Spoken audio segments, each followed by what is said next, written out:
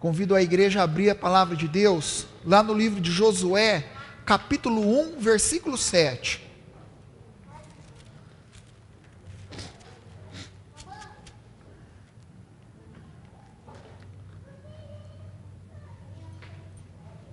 Josué 1, 7. Josué, capítulo 1, versículo 7.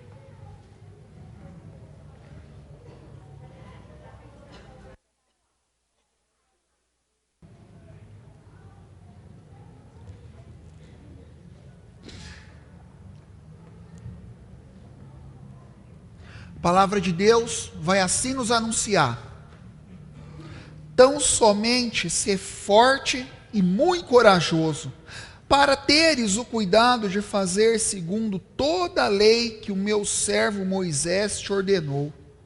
Dela não te desvies nem para a direita e nem para a esquerda, para que sejas bem-sucedido por onde quer que andares.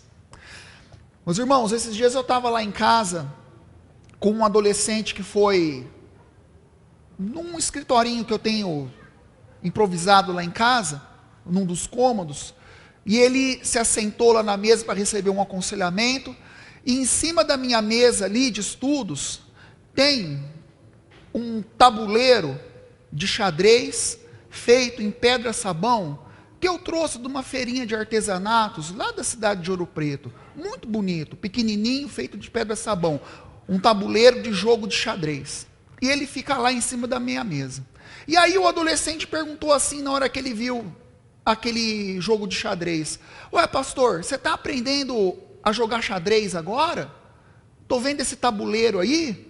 Aí eu falei assim: não, eu não estou aprendendo a jogar xadrez, não estou. Aí ele falou assim: ué, mas por que você tem então esse tabuleiro com jogo de xadrez aí em cima para você ver?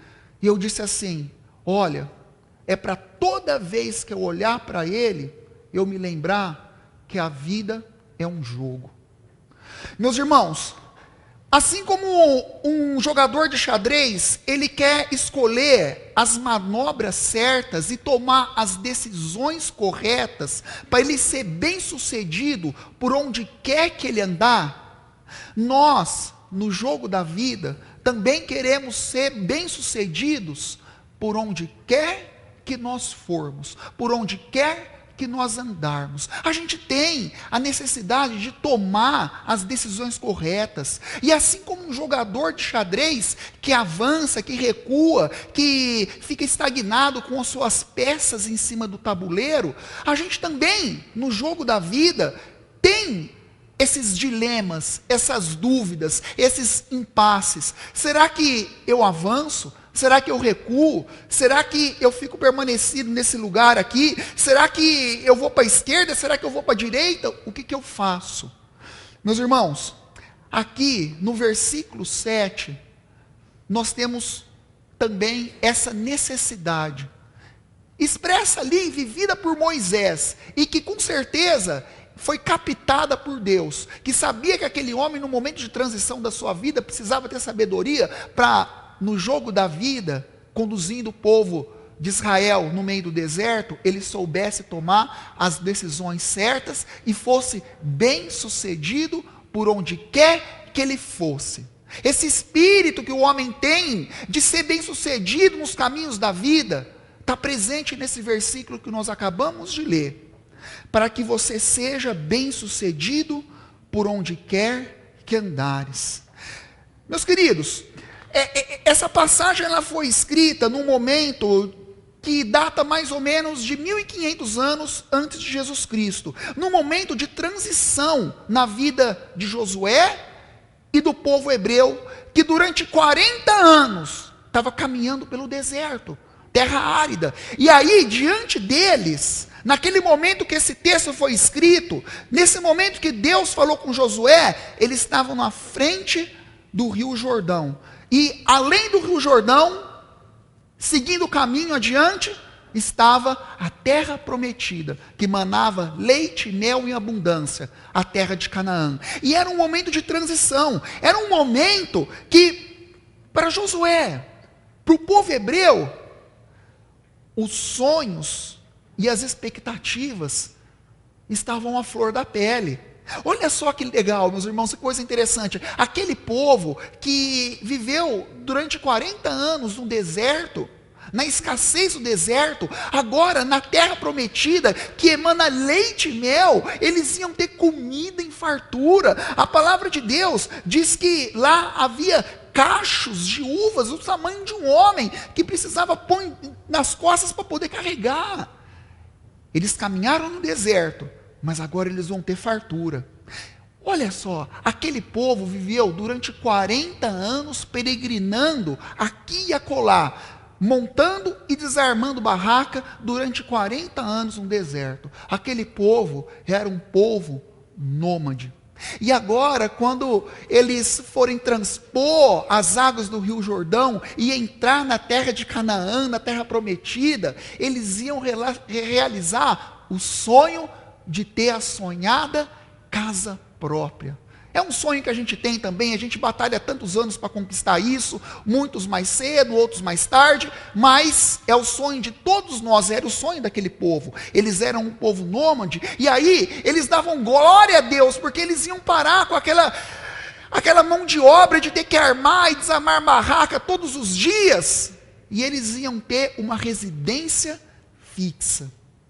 Meus irmãos, era um tempo de sonhos e expectativas, mas era um tempo também que ao lado dos sonhos e expectativas vinha à tona também incertezas e preocupações. Vejam bem, aquele povo era um povo nômade, e eles passaram durante 40 anos no deserto, que não cresce nada, não dá para ter agricultura, não dá para você ter rebanho, porque o rebanho se alimenta do que você planta. Como que você vai alimentar o gado se você não tem o que plantar, porque no deserto não dá nada, que é só areia? Eles passaram durante 40 anos, sem precisar trabalhar, sem precisar semear e colher, sem conhecer as estações do ano, para poder saber o momento propício de plantar e colher. Eles não sabiam caçar. Quando eles precisavam se alimentar, eles faziam o quê? Não plantavam, nem colhiam, nem caçavam. Deus, no amanhecer, dava o maná. Ao entardecer, caíam as codornizes. Eles só tinham o trabalho de ir lá, pegar e comer.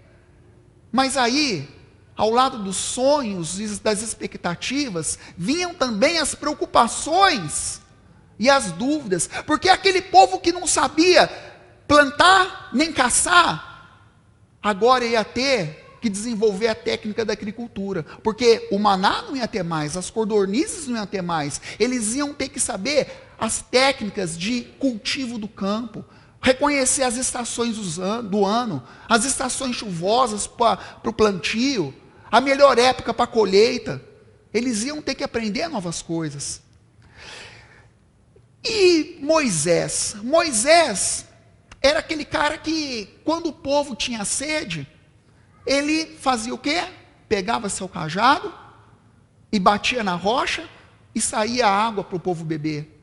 Aquele povo não tinha onde procurar água, eles não precisavam procurar água, porque era só dar sede, pedia para Moisés batia o cajado e tirava a água da pedra.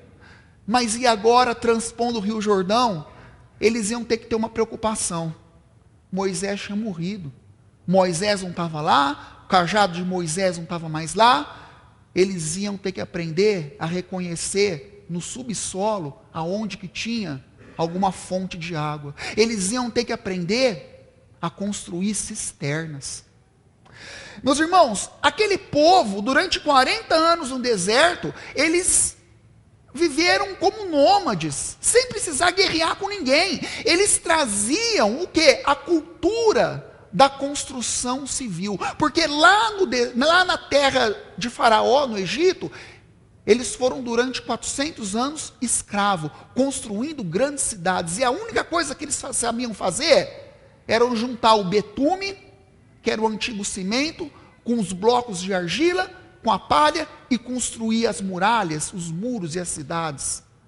Mas quando eles forem transpor o Rio Jordão, aquele povo que só conseguia juntar pedra sobre pedra, tijolo sobre tijolo, ia ter que aprender a arte da guerra, porque eles iam ter grandes cidades para conquistar, Jericó, Ai, onde os espias disseram que tinha homens gigantes, habilidosos na luta armada, e aquele povo tinha esperanças, expectativas, mas era uma época que as preocupações e as dúvidas superavam os sonhos e as expectativas. E eu fico imaginando, se já era assim para o povo, imagina na cabeça de Josué.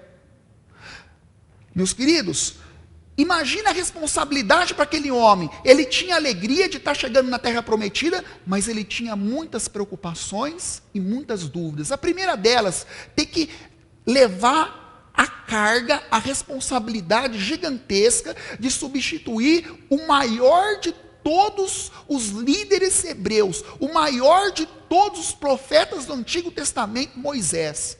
Aquele homem que, quando o povo tinha sede, pegava o cajado, batia na água e saía água da rocha. Aquele homem que tinha a unção do céu, que recebia o Espírito de Deus e saía no meio do povo com o rosto resplandecente. Aquele homem que tinha intimidade com Deus, que falava com Deus, assim como é que eu falo com um amigo meu. Meus irmãos, ele tinha essa responsabilidade de substituir o grande líder Moisés.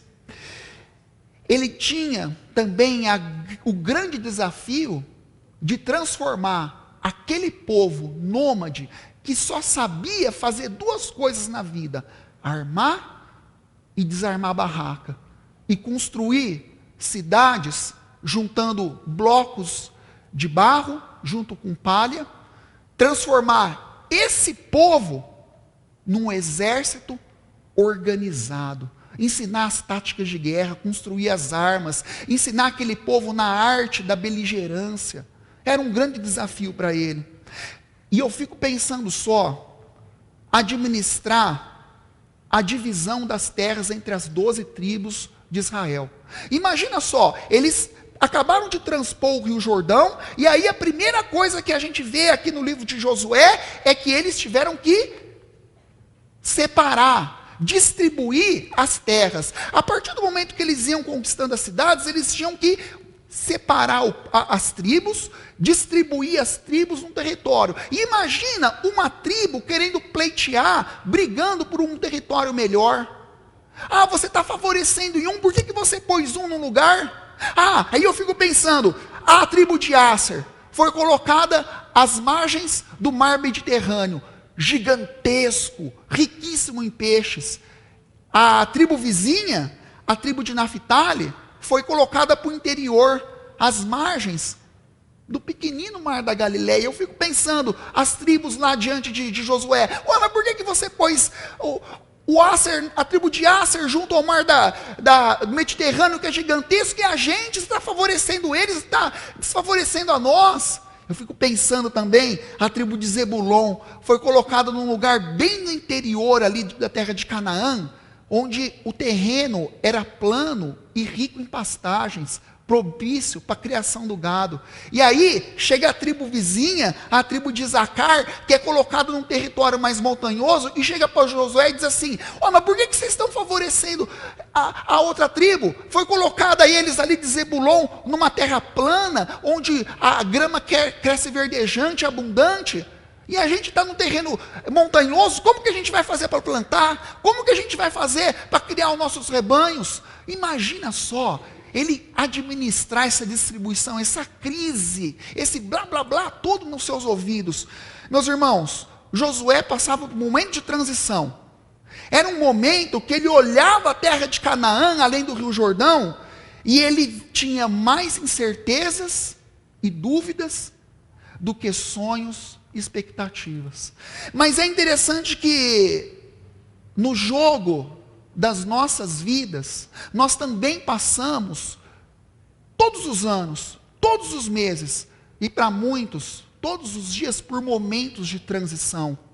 É aquele momento que termina um ano e vai começar um ano, e você tem que escolher em qual colégio que você matricula seu filho. É você que está lutando pelo seu sua colocação no mercado de trabalho e você quer se desenvolver mais. Aonde que eu vou trabalhar? Eu trabalho aqui, será que eu saio do meu trabalho e vou para outro lugar?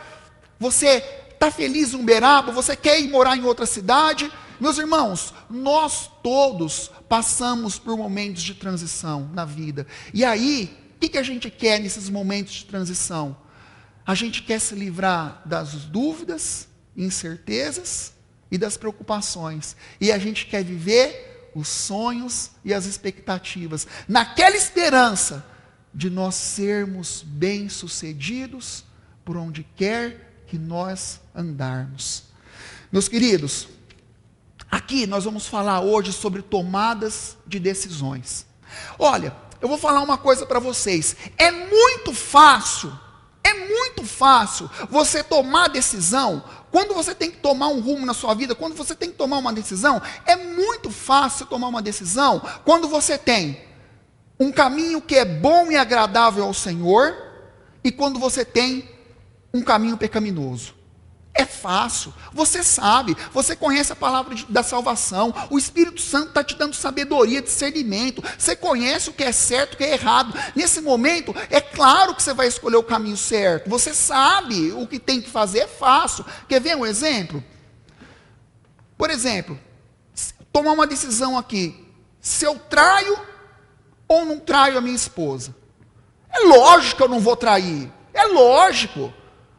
Você sabe disso, não queira se enganar, não queira vir com qualquer outra decisão que você precisa tomar entre um bom e um mau caminho, tomar o tempo do pastor Marcelo, do pastor Edgar, do pastor Vitor, falando, pastor, me dá uma orientação. Não, você sabe o que fazer. Não queira tomar o tempo de Deus nas suas orações, fazendo aquela oração assim, Senhor, eu sei que está errado o que eu vou fazer, mas é só mais essa vez. Eu sei que muitos já pensaram assim, Senhor, é a última vez que eu vou fazer isso, depois não vou fazer mais, então que dê tudo certo agora, depois eu não vou fazer mais, é só a última vez, é a despedida, Senhor. Meu irmão, não vai perder o tempo, fazer Deus perder o tempo dele, não. Você sabe o que tem que fazer, e aí, com certeza você vai ser mal sucedido se você tomar o caminho errado. Porque a gente não seguiu o princípio que está lá no versículo 7. Da gente ser fiel à lei de Deus e não se desviar nem para a esquerda e nem para a direita. E aí, meus irmãos, se a gente resolve tomar o caminho errado, com as nossas más ações, com as nossas ações perversas, a gente tem que aprender a colher as consequências delas. E você pode ter certeza, se você escolher o caminho errado, se você se desviar para a esquerda ou para a direita, pode ter certeza que você vai ter que colher más consequências. E o ser humano, ele precisa saber colher a consequência das suas más ações. Coloca a foto aí, por favor, Davi.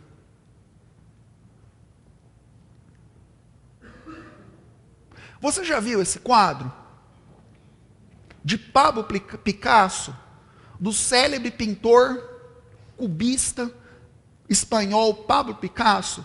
Ele foi pintado em 1937. É o quadro Guernica. Guernica gira em torno da seguinte história.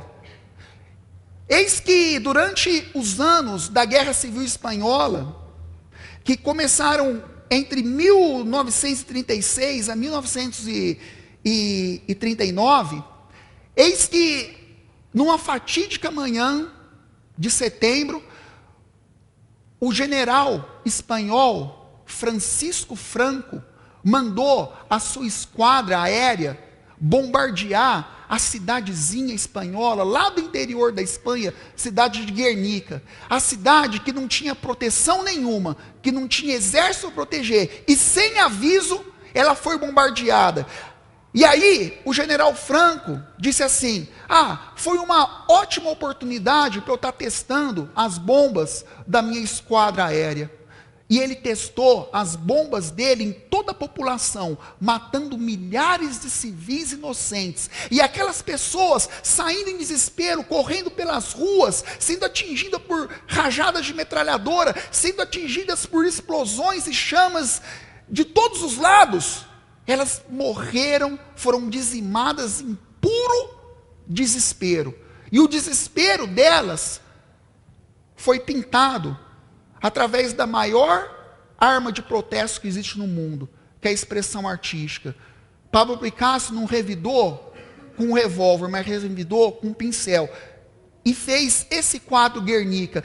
E relatam-se que na noite que Pablo Picasso expôs pela primeira vez esse quadro, em 1937, na Exposição Internacional de Arte de Paris, naquele museu que ele estava expondo esse quadro, o general Franco mandou os seus generais, com um pelotão armado, entrar e invadir aquele museu em Paris e tirar satisfação com Pablo Picasso, que ousou mostrar para o mundo a atrocidade que o exército dele, que a esquadra aérea dele tinha feito, dizimando pessoas inocentes naquela cidade. E aí, aquele esquadrão de homens invade o museu, abre as portas, arrombam as portas e vão em direção de Pablo Picasso. E encontram Pablo Picasso e apontam para a obra. E dizem assim para ele, gritando, com o dedo em rixa: pois bem, foi você que fez isso? E Pablo Picasso diz assim: não, isso foi vocês que fizeram. Meus irmãos, a gente precisa aprender a assumir as más consequências das decisões erradas e das ações erradas que a gente toma. Isso é muito importante. Eu fico pensando que a vida, as decisões que a gente toma, elas vão e elas voltam. Assim como um bumerangue, aquela arma de recreação e de lazer australiana que você joga, ela vai circulando o ar e depois volta na sua mão. O que você faz? Volta para você. Se você for fiel ao Senhor e tomar boas decisões, meu irmão, você pode ter certeza que vai vir coisa boa. Se você for infiel ao Senhor, se desviar para a esquerda ou para a direita, pode ter certeza que você vai colher más consequências. E eu fico pensando, a vida é cheia de alegrias. A vida é cheia de alegrias. Esses dias eu estava pregando aqui na igreja, em meio aos adornos florísticos que a dona Milza faz, maravilhosos, todos coloridos, que contraste, que matizes, que cores maravilhosas. E eu fico pensando, a vida é feita de alegria. Eu estou num lugar de alegria, com os coralistas entoando cântico, louvor maravilhoso, com um conjunto de expressão de louvor cantando músicas de alegria. É um lugar, não tem melhor lugar para estar como a vida, em meio às flores, em meio às músicas. A vida é um lugar de felicidade. Mas teve uma noite, no meio da semana, que nós fizemos um funeral aqui na igreja. Um momento fúnebre de uma irmã que tinha morrido. E em vez de ter flores e músicas, tinha um caixão aqui do lado. E eu olhei para aquele caixão e pensei, a vida tem suas flores, mas tem suas tristezas. A vida tem suas alegrias, mas também tem seus momentos de tristeza. E pode ter certeza, meu irmão, você pode ter certeza que você vai evitar muita tristeza na sua vida, se você souber tomar as decisões corretas, se você for fiel à palavra de Deus e não se desviar nem para a esquerda e nem para a direita. Nós temos controle sobre as nossas decisões, mas jamais nós temos controle sobre a consequência das nossas decisões. Quando tem dois caminhos difíceis, quando tem dois caminhos errados, um caminho certo e um caminho errado, é fácil você tomar a decisão. É fácil. Você vai tomar o caminho certo. Agora, o difícil é quando você tem dois caminhos que são agradáveis ao Senhor.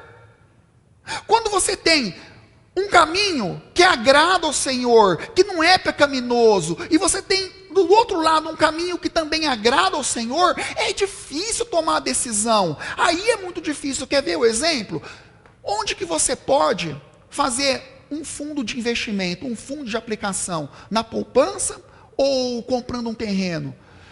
Quando você chega no final do ano e você tem que escolher a escola A ou B para matricular seu filho. Quando você está morando em Uberaba, mas você recebe uma proposta de trabalho em outro lugar, ou está insatisfeito, quer morar em outro lugar, onde eu vou morar, Senhor, em Uberaba ou em outra cidade? Um missionário, por exemplo, que quando chega no final do ano, ele tem 2 oportunidades de campo para escolher. Será que eu vou para a cidade X ou será que eu vou para a cidade Y?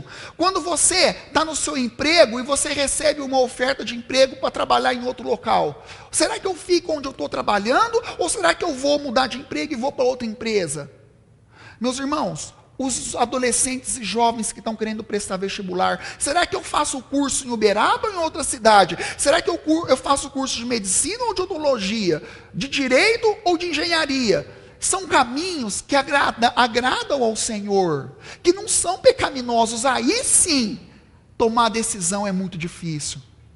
Mas você quer ser bem sucedido no caminho que você escolher? Segue a fórmula do versículo 7 que a gente acabou de ler. Seja fiel à palavra de Deus, não se desvie nem para a esquerda e nem para a direita. E eu vou te dizer uma coisa, não importa o caminho que você escolher, você vai colher essa promessa que Deus está falando para Josué no final do versículo aqui. Você vai ser bem sucedido por onde quer que andares. Meus irmãos, lembra de uma palavra que tem no Salmo 25, versículo 13. Ao homem que teme ao Senhor, Ele o instruirá no caminho correto que deve escolher. A gente está falando de caminho, e aí você vem à tona na sua memória o que Jesus Cristo disse, lá em João 14, versículo 6. Eu sou o caminho, a verdade e a vida. Meus irmãos, nós estamos falando de caminho na noite de hoje. Só que caminho é diferente de direção. O caminho, ele aponta o destino. A direção, ela te orienta até o destino. Jesus Cristo é o caminho. Você sabe para onde que você tem que ir, mas até chegar lá, você tem que ter direção. O problema é que muitos sabem o caminho, mas não têm a direção. Mas para você ter direção, você tem Jesus Cristo como a luz do mundo. Quando a gente vai lá para João 8,12, Jesus Cristo diz assim: eu sou a luz do mundo. Quem confia em mim não andará em trevas. Se você está andando em trevas na vida, você não sabe para onde você vai e você tropeça. Não tenha só o caminho, é preciso também ter a direção. Jesus Cristo é a direção para você ser bem sucedido por onde quer que você andar. Meus irmãos, a vida é um jogo. E para você ser bem sucedido no jogo da vida, saiba, a vida, sendo um jogo, tem uma regra. E a regra é a palavra de Deus. Que na sua vida você possa ser bem sucedido por onde quer que você for.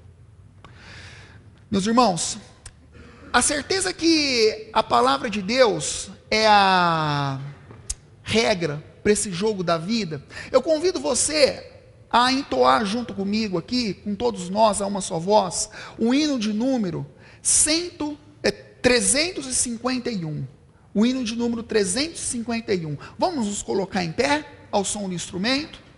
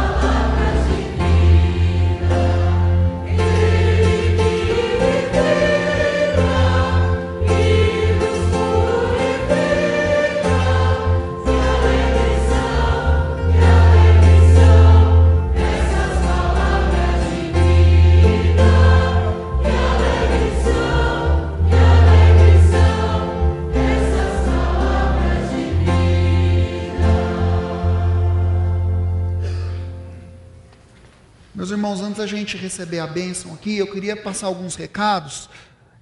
Dia 25, próximo sábado, nós vamos ter lá no espaço da UPA o encontro de homens da UPH, uma palestra aqui no templo, vai ser aqui no templo, houve uma pequena mudança. E o preletor vai ser o Dr. João Rodrigues. Não perca, você que é homem, não deixe de vir. Nós vamos ter também no dia 20 de junho, o dia da família, lá no acampamento, um dia especial. Faça sua inscrição ao sair do templo, lá com a dona Leia, ela vai estar ali na saída, e você pode fazer a inscrição com ela.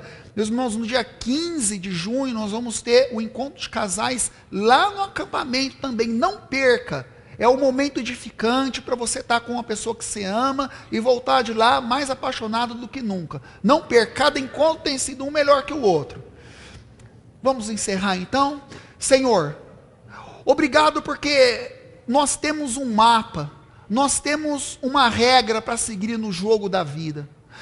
A vida realmente é um jogo. E nós, assim como um jogador, nós queremos ser bem-sucedidos por onde quer que nós formos. E aí, Senhor, para a gente ser bem-sucedido por onde quer que nós formos, basta nós sermos fiéis à palavra de Deus. E assim, quando caminhos agradáveis aos teus olhos se apresentarem para nós, que a gente possa tirar da gente toda preocupação e toda dúvida, e deixar superabundar em nossos corações, em nossos passos, os sonhos e as expectativas. Ah, Senhor, nós seremos bem-sucedidos por onde quer que nós formos, desde que nós sejamos obedientes à palavra de Deus. Porque aquele que é temente ao Senhor, o Senhor o instruirá no caminho que deve escolher. Senhor, se tem alguém passando por um momento de transição aqui nessa noite, entre dois caminhos que são agradáveis ao Senhor, tira dele toda a preocupação, toda a dúvida, e que ele possa seguir o caminho, qualquer um deles, na certeza que ele será bem-sucedido por onde quer que nós formos. É nessa esperança que nós oramos, no nome de Jesus Cristo. Amém, Senhor. Recebei a bênção, igreja. Que a graça do Senhor Jesus, que o amor de Deus e Pai, que o poder, a comunhão e as consolações do Espírito Santo repousem sobre todos os irmãos, abençoando a toda a igreja, ontem, hoje e para todos sempre. Amém.